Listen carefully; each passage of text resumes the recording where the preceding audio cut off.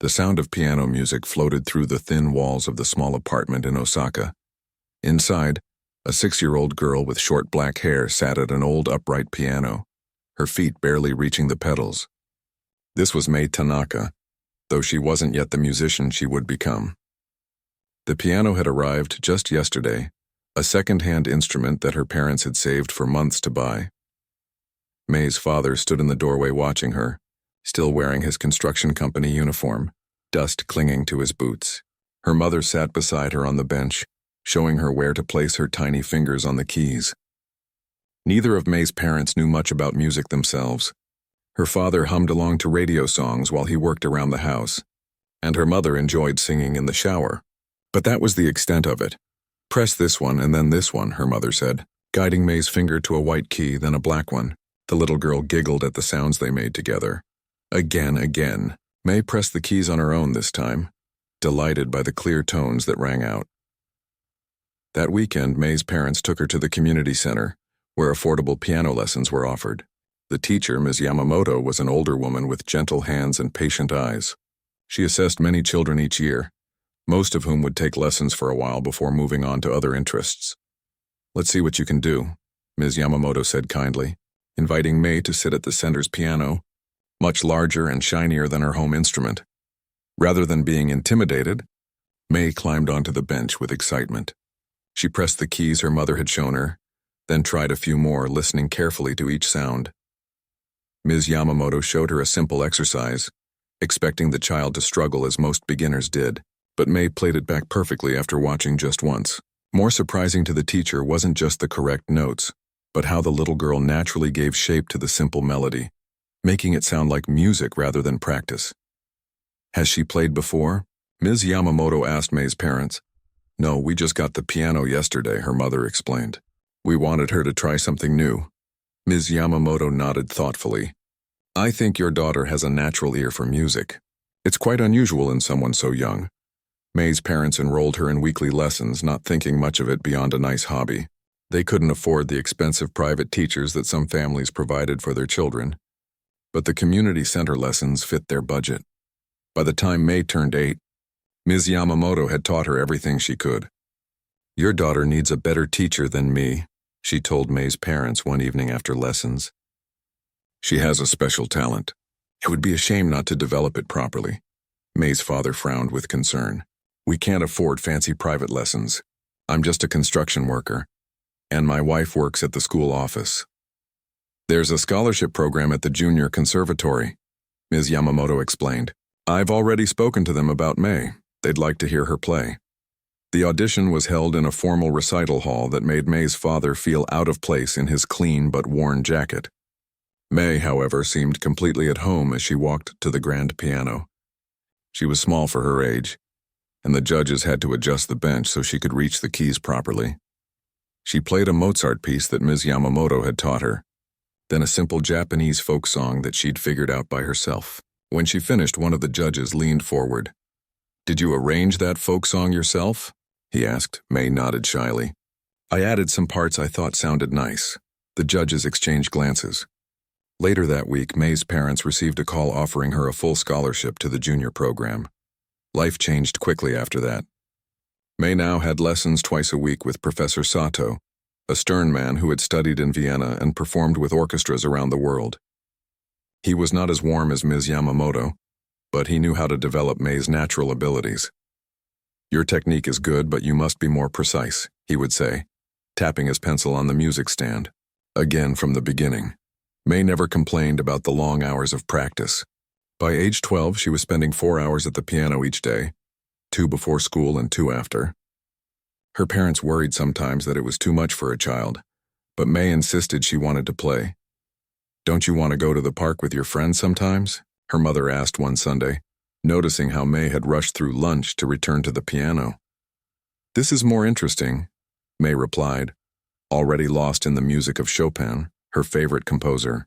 She had discovered his music the year before and became obsessed with his nocturnes and preludes. Professor Sato noticed her affinity for romantic composers. "You play Chopin with unusual sensitivity for someone your age," he told her after she performed a nocturne during a lesson. It was one of the few compliments he had ever given her. But this could be dangerous too. Dangerous? May looked confused. In Japan, we value technical perfection. Competition judges look for flawless execution first. Your interpretive choices. He paused, searching for the right words. They're very personal. Some judges won't appreciate that. May nodded politely but didn't change her approach. When she played Chopin, she felt like she understood what the composer wanted to say through the music. The notes on the page were just the beginning. At 13, May gave her first formal recital at the conservatory. Her parents invited their neighbors and co-workers, many of whom had never attended a classical concert before. "I don't know much about this kind of music," her father's colleague admitted afterwards, "but when your daughter played, I could feel exactly what the music was saying. I even got tears in my eyes during one piece." This was the reaction May often inspired. People who claimed to know nothing about classical music found themselves moved by her playing in ways they couldn't explain. Not everyone appreciated her style, however. At 14, she participated in her first regional competition. Her performance of a Chopin waltz earned her third place, with the judges' comments noting excessive interpretive liberties, despite solid technical foundation. Professor Sato showed her the comments with a pointed look. "Do you see what I warned you about? You must learn to play more conservatively for competitions." May took the criticism quietly, but that evening at home, her mother found her in tears at the piano. "What's wrong?" she asked, sitting beside her daughter. "Professor Sato wants me to play differently for competitions, to hold back what I feel in the music," May explained, wiping her eyes. "But then it doesn't sound right to me anymore." Her mother, though she knew little about classical music, understood this struggle. "When I was your age, my teacher told me my handwriting was too unique and I should write like everyone else," she shared. "I tried, but it never felt natural." "What did you do?" May asked. "I kept my own style for the things that mattered to me and followed the rules when I had to." She smiled. "Maybe with music there's a middle way too." By 15, May had developed a small following at the conservatory. Younger students would slip into practice rooms to listen when she played. A local music critic wrote about her after a student showcase, describing her as a refreshingly honest voice in a sea of technical clones. Professor Sato showed her the article with mixed feelings. "You're gaining attention, which is good, but be careful not to believe too much in your own uniqueness. The classical tradition demands humility." May nodded respectfully, but her playing continued to grow more personally expressive. She spent hours researching the lives of composers, trying to understand what they might have been feeling when they wrote certain pieces. For Chopin, she read about his life in exile, his illness, his love for his homeland of Poland. At 16, she was practicing one day when Professor Sato entered the room unexpectedly with another man. "This is Mr. Taniguchi from the Tokyo International Piano Competition Committee," he introduced. "He'd like to hear you play." May was startled but composed herself quickly. She had been working on Chopin's Ballade No. 1, a challenging piece that told a complex emotional story. As she played, she forgot about being evaluated and lost herself in the music. When she finished, Mr. Taniguchi was silent for several moments. "Remarkable," he finally said. "There's something unusual in how she plays Chopin. So much feeling, but still with control." He turned to Professor Sato. "You must enter her in the competition this year. It's unusual for someone so young, but I think she's ready." After he left, Professor Sato looked at May with serious eyes. "This is a major opportunity. The Tokyo International is watched by people from all over the world. If you do well, it could open many doors." May felt a mixture of excitement and fear. "What should I play?" "Something technically impressive but not too emotionally demanding," he advised. "Perhaps a Mozart sonata or Bach's Italian concerto." But in May's mind, another piece had already taken root. Chopin's heroic Polonaise, a powerful work that spoke of courage and national pride. She had been studying it privately, drawn to its bold story and technical challenges. She didn't mention this to Professor Sato yet. She knew what his reaction would be, and for now she simply wanted to savor the possibility that lay before her, a chance to share her music, her understanding of Chopin, with a much wider audience. That night, as her parents celebrated the news with a special dinner, May felt the weight of the opportunity ahead. She was no longer just a girl who loved piano. She was becoming an artist with something to say. "Are you nervous?" her father asked, noticing her quietness. May thought about the heroic Polonaise, about what it would mean to play such a bold piece in her own way at the competition. No, she answered truthfully. I'm ready. News of May's invitation to the Tokyo International Piano Competition spread quickly through the conservatory. Students whispered as she walked past, and teachers who had barely noticed her before suddenly offered their advice. You should play Beethoven, one instructor told her after stopping her in the hallway. The judges always appreciate a well-executed Beethoven sonata. Another suggested, stick with Bach. Clean counterpoint will show off your technical control. May thanked them politely but kept her thoughts to herself. For 3 days after receiving the invitation, she practiced behind closed doors, working on several pieces but always returning to the one that called to her most strongly. Chopin's Polonaise in A-flat major, the piece nicknamed Heroic. When she finally played it for Professor Sato, his reaction was immediate and firm. Absolutely not, he said, closing the music book on the piano. This piece is too ambitious. It's not just about the technical challenges, which are considerable. It's about emotional maturity. This is Chopin's statement about Polish nationalism, about heroism in the face of oppression. What can a 16-year-old Japanese girl know about such things? May sat quietly at the piano, her hands resting in her lap. I've been researching Polish history, she said softly, about the November uprising and how Chopin wrote this while in exile, missing his homeland. Professor Sato sighed. Research is not the same as understanding. The competition committee expects appropriate repertoire choices. This would seem presumptuous. But I feel connected to this piece, May insisted with a boldness that surprised them both. When I play it, I can sense what Chopin wanted to express. The pride, the hope, the defiance. Music speaks beyond nationality or age, doesn't it? Her teacher studied her for a long moment. You've always been stubborn about interpretation, he said finally. But this is different. This choice could affect your entire career path. The Japanese classical music community is very traditional. They won't appreciate such a daring choice from someone so young. Then I'll make them appreciate it, May said, her voice quiet but determined, by playing it in a way they can't ignore. Professor Sato shook his head but recognized the resolution in his student's eyes. If you insist on this path, we have much work to do. The competition is in 3 months. You'll need to practice 6 hours daily minimum. I'll do whatever it takes, May promised. That evening, she told her parents about her repertoire choice and Professor Sato's concerns. Her father frowned as they sat around their small dining table. If your teacher thinks it's too difficult, maybe you should listen to him. He knows about these things. It's not that it's too difficult technically, May explained, pushing her rice bowl aside. He thinks I'm too young to understand the emotion behind it, that I don't have the right to play a piece about Polish patriotism. Her mother, who had been quietly listening, spoke up. When you play this piece, how does it make you feel? Me thought for a moment. Like I'm standing up for something important. Like I'm speaking for people who can't speak for themselves. She looked down at her hands. I know that sounds silly.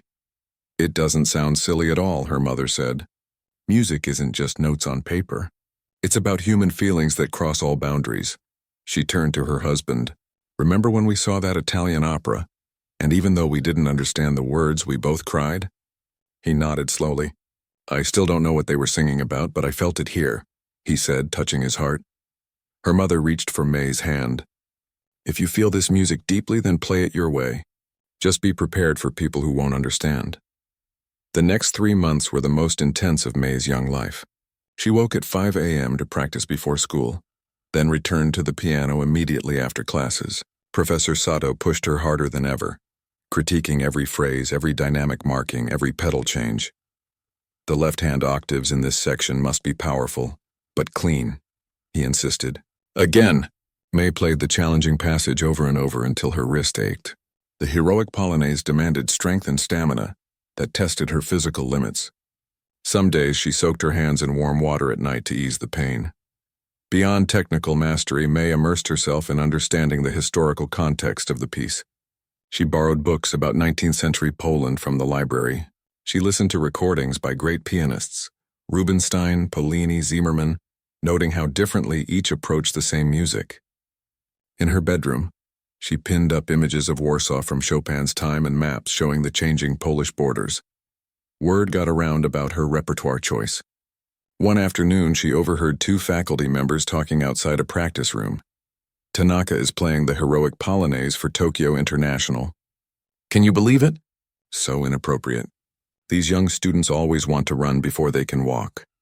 May pressed her hands against the piano keys without making a sound, fighting back tears. That night, she almost called Professor Sato to say she'd changed her mind. Instead, she opened her laptop and found a documentary about Chopin's life as a refugee in Paris. Missing the homeland he would never see again. He was only 20 when he left Poland forever, she whispered to herself. Not much older than me. As the competition drew nearer, rumors circulated through Japan's classical music circles. A 16-year-old playing the heroic Polonaise? It was either brave or foolish, depending on who you asked. A music critic wrote a column questioning whether young Japanese pianists were becoming too ambitious, too eager to tackle repertoire beyond their cultural understanding. Professor Sato showed her the article. This is what we're up against, he said. Not just the other competitors, but these attitudes. May read the piece carefully. He hasn't even heard me play it, she said. No, but he represents a viewpoint many share. In Japan, we value proper progression, paying dues, respecting tradition. Is there a tradition of telling artists what they can't express? May asked. Professor Sato almost smiled. You're developing quite a rebellious streak. He closed his briefcase. Channel that into your playing, not your words. 2 weeks before the competition, May was invited to perform at a conservatory showcase. She decided to play a different Chopin piece, a nocturne, saving the Polonaise for the competition. The performance went well, but afterwards one of the judges from the upcoming competition approached her. I understand you're preparing the heroic Polonaise, he said, studying her closely. An unusual choice. May nodded, suddenly nervous. Yes, sir. I knew Arthur Rubinstein, you know. Heard him play that piece many times. The older man's expression was unreadable. He said that to play Chopin properly, one must have suffered. May didn't know how to respond. What suffering has a teenager from a good family experienced? He asked, not unkindly, but with genuine curiosity. May thought carefully before answering. I don't think Chopin meant his music only for those who had suffered exactly as he did, she said. When he wrote about Poland's struggle, he was writing about the human desire for freedom, for dignity. Anyone can understand that, the judge raised his eyebrows. We'll see if your playing convinces me, he said, walking away. That encounter stayed with May as she entered the final days of preparation. Was she being naive? Disrespectful? The questions haunted her practice sessions. You're holding back, Professor Sato observed during their last lesson before the competition. Yesterday you played with conviction. Today you sound hesitant. May confessed her doubts. Maybe everyone is right. Maybe I should have chosen something safer. Professor Sato, who had opposed her choice from the beginning, surprised her with his response. It's too late for that now. And besides, he added, I've come to believe you may have something unique to say with this piece after all. The day before the competition, May practiced one last time at the conservatory. As she finished playing, she noticed a janitor standing in the doorway listening. Sorry to interrupt, the older man said in a thick, rural accent. I don't know anything about fancy music, but that gave me goosebumps. Reminded me of when I was young, standing up to my father when he said I couldn't move to the city. May thanked him, and as he shuffled away with his mop, she felt a renewed sense of purpose. Music could speak to anyone willing to listen, regardless of background or education. That night, she couldn't sleep. She lay awake, playing the Polonaise in her mind, feeling the weight of every note, every phrase. Tomorrow, she would walk onto the biggest stage of her life, to play a piece that many believed she had no right to touch. Her phone buzzed with a message from Professor Sato. Whatever happens tomorrow, play with the conviction that brought you here. May closed her eyes and pictured Chopin, young and homesick, pouring his love for Poland into the powerful chords and sweeping melodies of the Polonaise. She thought about all the boundaries that separated them, time, culture, gender, experience, and yet how his music had reached across those divides to touch her heart. I'll play for both of us, she whispered into the darkness, and finally drifted off to sleep. The morning of the Tokyo International Piano Competition arrived with steady rain tapping against May's bedroom window. She had finally fallen asleep just before dawn and woke to her mother's gentle hand on her shoulder. "It's time to get ready," her mother said softly. May nodded, her stomach tight with nerves. She had dreamed of Chopin sitting beside her at the piano, nodding encouragingly as she played. The dream left her with a strange sense of calm that cut through her anxiety. Her father had taken the day off work, something he rarely did, to accompany her to the competition. As they ate breakfast, he tried to lighten the mood with jokes. But his own nervousness showed in how he kept checking his watch and straightening his tie. "You don't need to be so formal." "Dad?" May said, noticing how uncomfortable he looked in his best suit. "Of course I do," he replied seriously. "My daughter is playing at the Tokyo International. I want everyone to know how proud I am." The competition was held in one of Tokyo's most prestigious concert halls. When they arrived, the lobby was filled with well-dressed people speaking in hushed tones. Many were clearly from the upper circles of Japanese society, wealthy patrons of the arts, music critics, conservatory directors. May's father hesitated at the entrance, suddenly aware of his worn shoes and the small coffee stain on his cuff that he'd tried to hide. "Maybe I should wait outside," he whispered to his wife. "Don't be silly," she replied firmly, taking his arm. "We belong here as much as anyone." They followed signs to the backstage area where competitors were gathered. Most were older than May, university students or recent graduates in their early 20s. They carried themselves with practiced confidence, many having competed internationally before. May, in her simple black dress bought on sale at a department store, felt painfully young and out of place.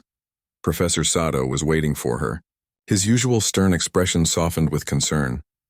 "How are you feeling?" he asked. "Nervous," May admitted. "But ready," he nodded.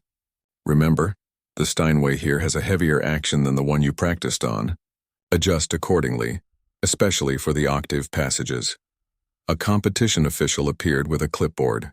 "Tanaka May, you're number 16. Please wait in the preparation room until called." May hugged her parents before following the official to a small room with a practice piano. Other young pianists were there, some pacing nervously, others sitting with eyes closed, fingers moving silently as they mentally rehearsed their pieces. A boy about May's age nodded to her from across the room. He had been at several of the same competitions as her over the years. "I heard you're playing the heroic," he whispered when she sat near him. "Bold choice. Too bold?" she asked. He shrugged. "Maybe, but at least you'll be interesting." "I'm playing Bach. Safe and boring." "Bach is never boring," May said with a small smile. "It is the way I play it." He sighed. "My teacher says I need 3 more years before I'm ready for Chopin's major works." Before May could respond, the official returned. "Number 15 is performing now. Tanaka, please come with me." May's heart jumped. She followed the woman down a long hallway, the sound of applause for the previous performer growing louder as they approached the stage door. "You have 15 minutes for your performance," the official reminded her. "A bell will ring if you exceed the time limit." May nodded, her mouth too dry to speak. Through the small window in the door, she could see the grand piano waiting center stage, spotlights making the polished black surface gleam. The official checked her watch. "Ready? The judges are ready for you now." The door opened and May stepped onto the stage. The hall was larger than any she had performed in before, with tiered seating that stretched up and back until the faces became indistinct. In the front row sat 7 judges, their expressions serious and evaluating. She spotted her parents sitting near the middle, her father's face tight with nervous anticipation, her mother's hands clasped as if in prayer. Professor Sato sat a few rows behind the judges, his posture rigid. May walked to the piano, her legs feeling strangely disconnected from her body. She bowed to the audience and judges, then sat down, adjusting the bench carefully. As she placed her hands in her lap to collect herself, she noticed they were trembling. She closed her eyes for a moment, picturing the young Chopin far from home, pouring his longing and courage into this very piece. When she opened her eyes again, her hands were steady. The first bold chords of the Polonaise filled the hall. Immediately, May could feel the difference in the piano. The action was indeed heavier, the sound more resonant. She adjusted her touch, drawing out a richer tone than she had been able to produce on the practice piano. As she moved through the opening section, she became aware of a subtle shift in the audience. The usual polite attention given to performers was deepening into something more engaged. Even some of the judges had changed their posture, leaning forward slightly. May had played this piece hundreds of times in the past months, but today it felt new. Each phrase spoke with greater clarity. The military rhythms of the Polonaise felt like an actual heartbeat, strong and insistent. When she reached the middle section, with its delicate interplay between the hands, she took slightly more time than she had in practice, allowing the lyrical quality to emerge more fully. Then came the famous left-hand octave passage, the section that had caused her the most trouble in practice. The heavy action of the piano made it even more challenging. For a split second, doubt crept in and she almost faltered. But then she remembered the janitor's words about standing up to his father, and something clicked into place. This music wasn't just about Poland's struggle for independence. It was about every person's fight to be heard, to express what burned inside them. Her small hands found unexpected strength, and the octaves thundered through the hall with a power that seemed impossible from her slight frame. In the front row, one of the judges, an elderly Polish pianist who had been particularly critical of her repertoire choice, slowly removed his glasses, his expression unreadable. The final section of the piece built to its triumphant conclusion. May was no longer thinking about technique or interpretation or what the judges might be writing on their scorecards. She was simply channeling the music, letting it flow through her as it had wanted to do from the first moment she'd encountered it. The final chord resonated through the hall, and May's hands lifted from the keys. For a moment there was complete silence, that peculiar, weighted silence that sometimes follows a powerful performance, when an audience needs a moment to return to reality. Then the applause began, scattered at first, then building. May rose and bowed, her face flushed. As she straightened, she saw something she hadn't expected. The Polish judge was dabbing at his eyes with a handkerchief. She left the stage in a daze, barely registering the congratulations from the official who guided her back to the preparation room. Professor Sato was waiting for her in the hallway, his usual reserve broken by an actual smile. There were some technical imperfections, he said. Ever the teacher, but... He stopped, seeming to struggle for words. You made me hear the piece in a new way. Her parents found her next, her mother hugging her tightly, her father standing awkwardly to the side, tears visible in his eyes. Was I okay? May asked them, suddenly uncertain. Okay? Her father shook his head in disbelief. The man beside me, a music professor from Germany, he said, kept whispering extraordinary under his breath. Outside the preparation room, May could hear the next competitor beginning their piece, a Liszt etude, technically dazzling from the first notes. The reality of the competition returned. No matter how well her performance had been received, there were still many brilliant pianists to follow. The judges would have strict criteria, and her interpretation might be considered too personal, too unconventional. They had to wait several hours for all competitors to perform before the results would be announced. May sat quietly in the lobby, watching people come and go. Music critics huddled in corners comparing notes. Competitors paced nervously or sat with their teachers reviewing their performances. The Polish judge passed by, pausing when he saw her. He seemed about to speak, then simply nodded slightly and continued on his way. What do you think that meant? Her mother whispered. May shook her head. I don't know.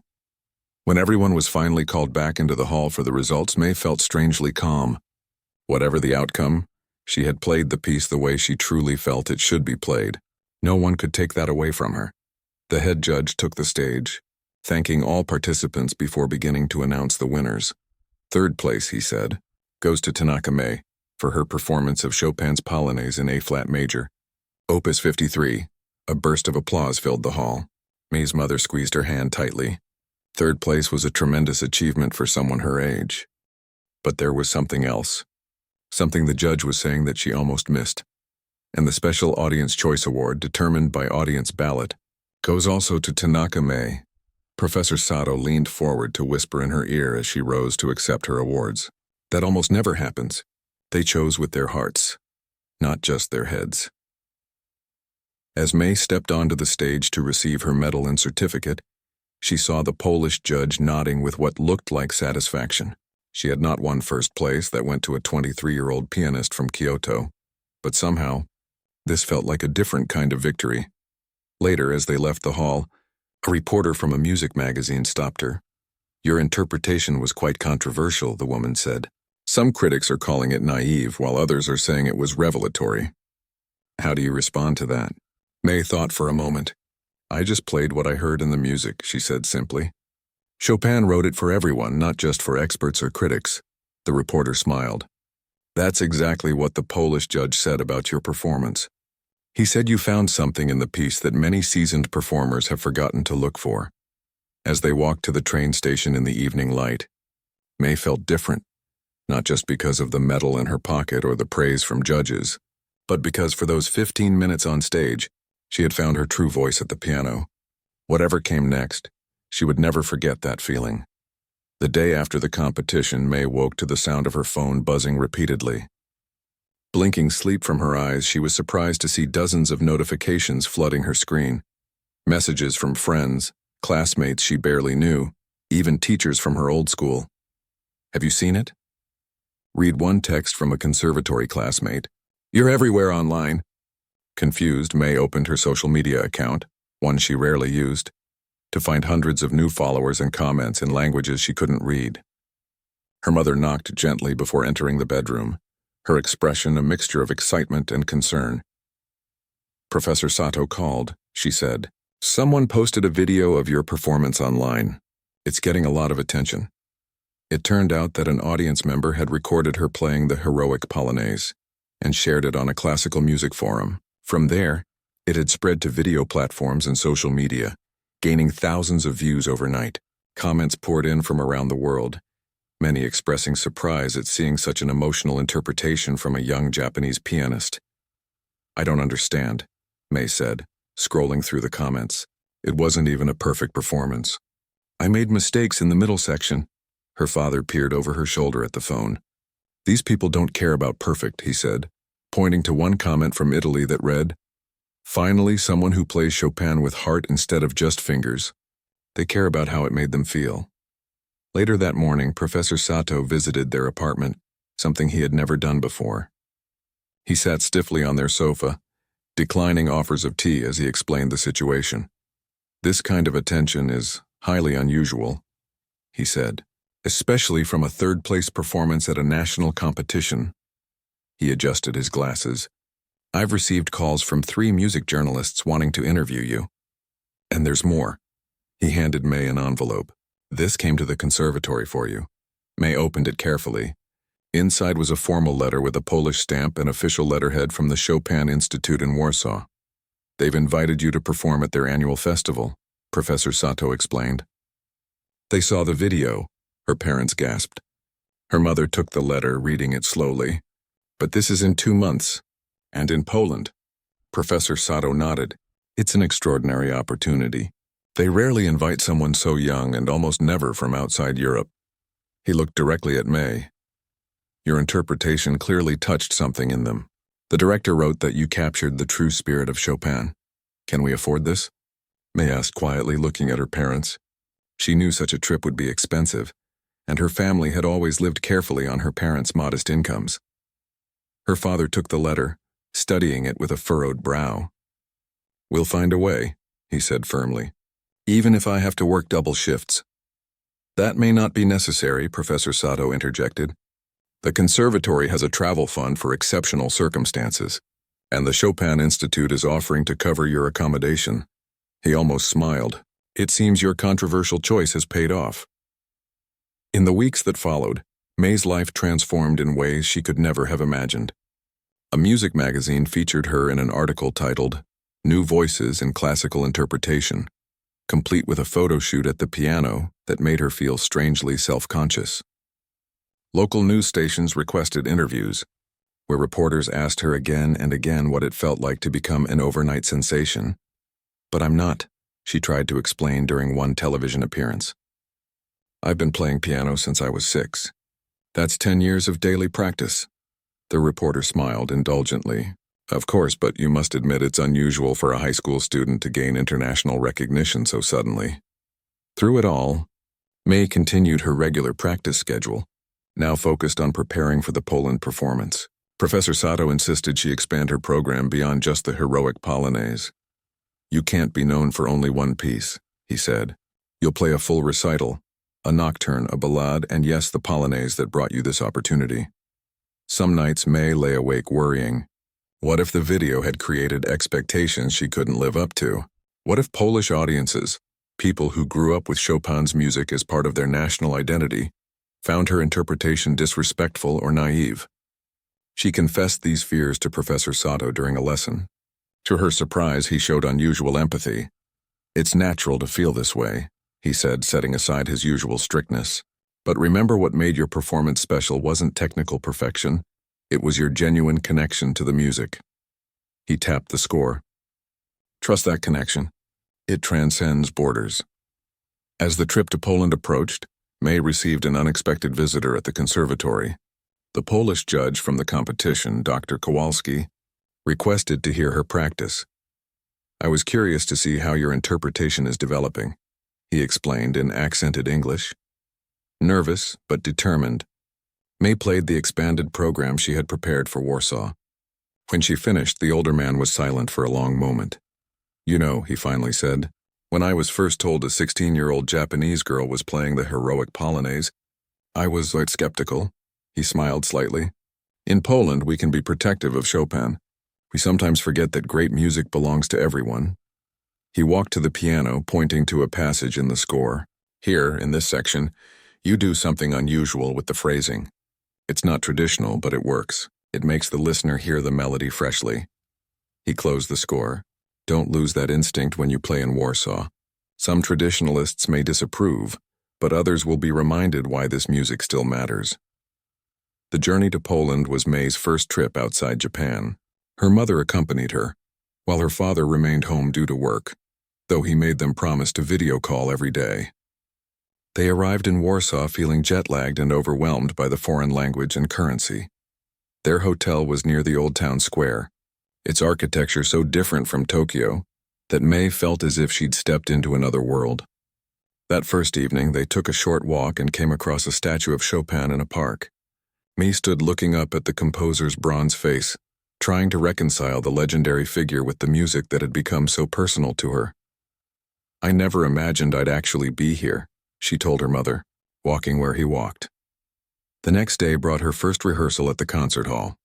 The festival organizer, a brisk woman named Ms. Nowak, greeted them warmly but with an underlying current of curiosity.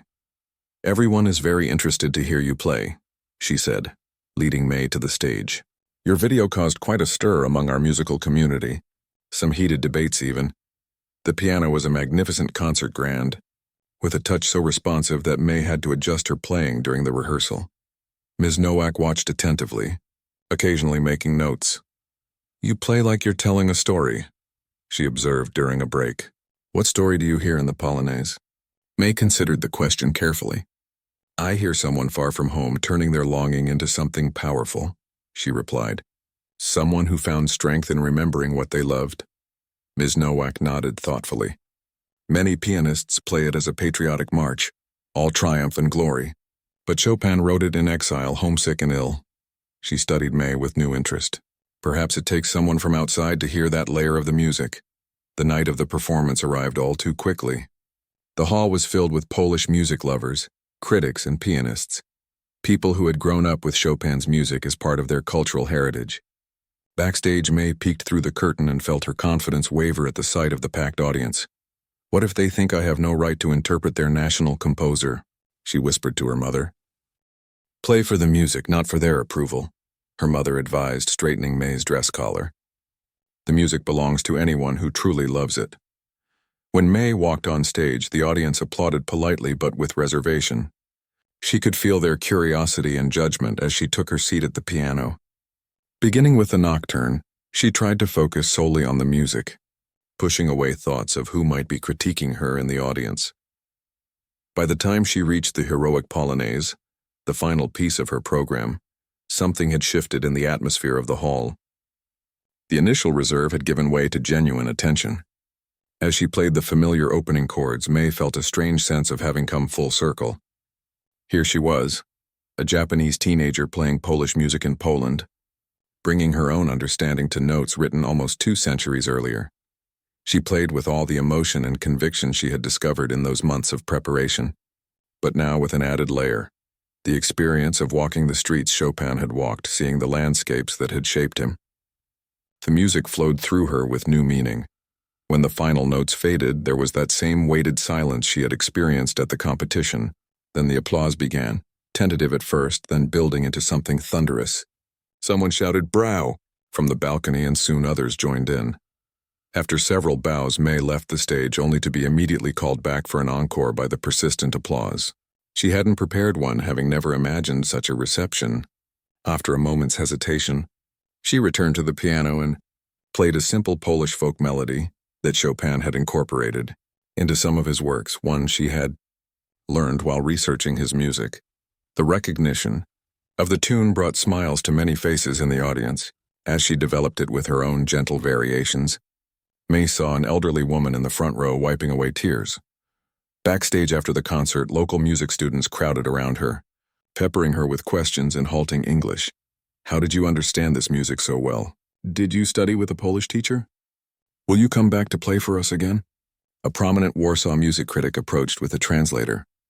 "Your playing has sparked quite a debate here," the translator explained. "Some traditionalists are shocked by your interpretation, but others are calling it a fresh wind in our sometimes stuffy Chopin tradition." The critic himself added in Polish-accented English, "You make us hear things we had forgotten were in the music. Sometimes it takes an outsider to remind us of what we take for granted." Later that night, back in their hotel room, May's phone buzzed with a message from her father. He had watched a live stream of the concert from home in Japan, staying up until 3 a.m. his time. "So proud," his message read. "You crossed oceans with your music tonight." As May drifted off to sleep, she thought about bridges, how music could build them between cultures, between centuries, between people who might otherwise never understand each other. One person's notes on a page, another's fingers on keys, and somehow hearts connected across every kind of distance. May's return to Japan brought new challenges she hadn't anticipated. While she had been away, the video of her playing had continued to spread, and now she faced attention from well beyond classical music circles. A national morning show wanted to interview her as a teenage sensation. Fashion magazines requested photo shoots. A phone company even asked if she would appear in a commercial, playing piano as their logo flashed across the screen. "This is getting out of hand," her father said one evening, sorting through the pile of offers that had come through the conservatory. "You're a serious musician, not a celebrity." May nodded in agreement. The attention felt disconnected from what mattered to her, the music itself. Professor Sato had warned her about this, telling her not to get distracted by the noise of sudden recognition. "What should I do?" she asked her parents. "I don't want to be rude to people, but this isn't why I play piano." Her mother considered the question carefully. "Why do you play piano, May?" "Not for competitions or applause, I think." May thought about the feeling she had on stage in Warsaw, the connection she'd felt with the audience, how the music had bridged different worlds. "I play because music helps people feel things they might not be able to express otherwise," she said slowly. "It's like a language everyone can understand, even if they come from different places or have different lives." Her mother smiled. "Then maybe that should guide your decisions. Say yes to opportunities that let you share that language with more people, and no to those that are just about your image or fame." This conversation led to a turning point in how May approached her growing recognition. She declined the commercial offers and fashion spreads, but agreed to a documentary about young classical musicians that would focus on the music rather than personal fame. When the national morning show still wanted to feature her, she suggested performing at a local school instead of in their studio, playing for children who might not otherwise be exposed to classical music. The show producers were hesitant at first. "We usually do these segments in our studio," the producer explained over the phone. "It's more controlled, better lighting." "But this would be more meaningful," May insisted, "and more interesting for your viewers." To her surprise, they agreed. The elementary school they selected was in a working-class neighborhood similar to where May had grown up. The children, ages 7 to 12, filed into their multi-purpose room with curious expressions, many having never seen a grand piano in person before. The piano itself had been loaned by the conservatory and transported specially for the event. As the cameras rolled, May spoke simply to the children before playing. "Classical music might seem fancy or old-fashioned," she told them, "but it's really just about feelings we all have. Happiness, sadness, courage, love. The composers wrote down their feelings in notes instead of words. She played a short program, starting with a lively Mozart piece that had the children tapping their feet. Then a gentle Debussy work that created such stillness in the room, you could hear the spring breeze through the open windows. She finished with part of the heroic Polonaise, not the entire piece, but enough to show its drama and power. Afterward, she invited questions. The children's hands shot up eagerly. "Does your finger hurt when you practice a lot?" asked a small boy in the front row. "Sometimes," May admitted with a smile. "Just like your hands might get tired if you write for too long." "How do you remember all those notes?" asked a girl with glasses. "I practice slowly, many times. It's like learning a really long poem." After the formal questions, she invited the children to come see the piano up close. They gathered around, fascinated by the hammers and strings revealed when she opened the lid. One little girl pressed a key so softly it barely made a sound. "You try," May encouraged, guiding the child's finger to play more firmly. The girl's face lit up when a clear note rang out. "I did it." The segment aired the following week and resonated with viewers in an unexpected way. The producer called to tell May they'd received hundreds of messages from parents and teachers, asking how to make classical music more accessible to children. "People were touched by how you spoke to the kids as equals," she explained. "Not talking down to them or making the music seem elitist." This response sparked an idea. May approached Professor Sato and the conservatory director with a proposal. Instead of immediately entering the international competition circuit, as was expected after her success, she wanted to create a program bringing classical music to schools and community centers throughout Japan.